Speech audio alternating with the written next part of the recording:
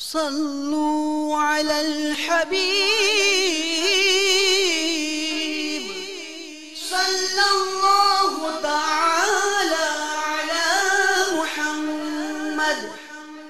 دعوت اسلامی کے اشاعتی ادارے مکتبۃ المدینہ کی مطبوعہ 132 صفحات پر مشتمل کتاب توبہ کی روایات و حکایات صفحہ 50 پر بحوالہ المعجم الکبیر منقول ہے حضرت سیدنا عقبہ بن عامر رضی اللہ تعالی عنہ سے روایت ہے کہ رسول اللہ صلی اللہ تعالی علیہ وآلہ وسلم نے فرمایا، اس آدمی کی مثال جو پہلے برائیوں میں مشغول تھا پھر نیک اعمال کرنے لگا، اس شخص کی طرح ہے کہ جس کے بدن پر تنگ ذرہ ہو جو اس کی گردن گھونٹ رہی ہو، پھر اس نے ایک نیک عمل کیا تو اس ذرہ کا ایک حلقہ کھل گیا،